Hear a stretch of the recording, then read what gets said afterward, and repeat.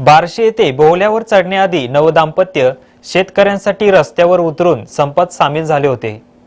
कुसळम तालुका बार्शी येथे शेतकऱ्यांच्या विविध मागण्यांसाठी रास्ता रोको आंदोलन करण्यात आले।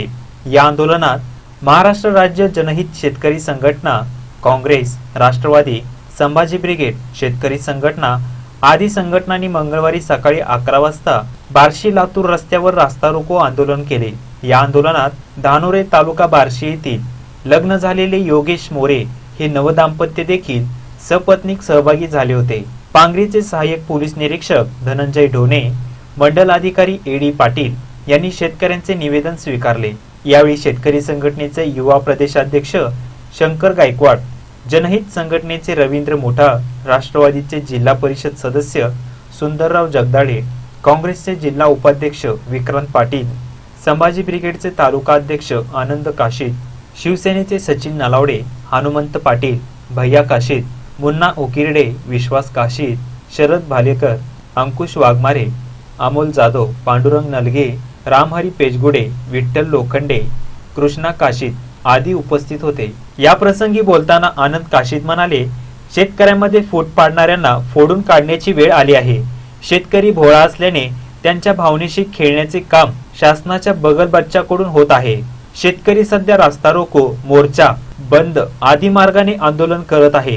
ही भाषा शासनाला कळत नसेल तर रुमणे हातात घ्यावे लागेल। शंकर गायकवाड म्हणाले, डॉक्टर स्वामीनाथन आयोग लागू केल्यास शेतकऱ्याच्या उत्पादन खर्चावर 50% अधिकची रक्कम ही शेतीमालाचा नफा म्हणून मिळणार आहे। या आयोगाप्रमाणे दर मिळाल्यास कोणत्याही शेतकऱ्याला आत्महत्येची, कर्ज काढण्याची अथवा कोणत्याही गोष्टीसाठी कोणापुढे हात पसरण्याची गरज पडणार नाही। ही रास्त मागणी मान्य होण्यासाठी सर्वपक्षीय शेतकऱ्यांनी एकत्र यावे लागेल आणि आपल्या मागणीसाठी आग्रही भूमिका व्यक्त करावी लागेल। डॉक्टर बाबासाहेब आंबेडकर नेहमी म्हणायचे, ज्या चळवळीमध्ये, ज्या आंदोलनामध्ये स्त्री असते, महिला असतात, हे आंदोलन कोणी मुळीच करू शकत नाही। आंदोलनामध्ये या ठिकाणी महिला सहभागी झालेल्या आहेत, जिजाऊ सावित्रीच्या लेकी अहिल्याबाईंच्या सहभागी झालेल्या आहेत।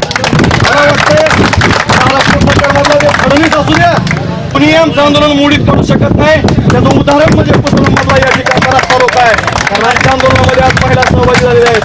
मी मग सांगितल्याप्रमाणे तानाजी मालुसरे ज्या वेळेस कोंढाणा किल्ला घ्यायचा होता, कोंढाणा किल्ल्याच्या वेळेस हे छत्रपती शिवाजी महाराजांना निमंत्रण दिलं गेलं रायबाच्या मुलाचं। त्यावेळेस शिवाजी महाराजांनी सांगितलं की आपल्याला कोंढाणा घ्यायचा, तुम्ही तुमचं घ्या। त्यावेळेस छत्रपती शिवाजी महाराजांना तानाजी मालुसरेंनी सांगितलं होतं, महाराज माझ्या रायबाचं नंतर आधी लगेच कोंढाण्याचं, मग रायबाचं। त्याच पद्धतीनं आज या ठिकाणी स्वतः नवरा नवरी बोहल्यावर चढण्याच्या आधी ते म्हणतायत की आधी लगीन आमच्या शेतकऱ्यांच्या हमी भावाचं, आधी लगीन आमच्या शेतकऱ्यांच्या कर्जमाफीचं आणि मग लग्न आमचं, असे म्हणणारे शेतकरी जोपर्यंत या मातीमध्ये तोपर्यंत कुणी आमच्यामध्ये फूट पाडू शकत नाही। या बातमीचे वृत्तसंकलन केले आहे बार्शीहून भैरवनाथ चौधरी यांनी।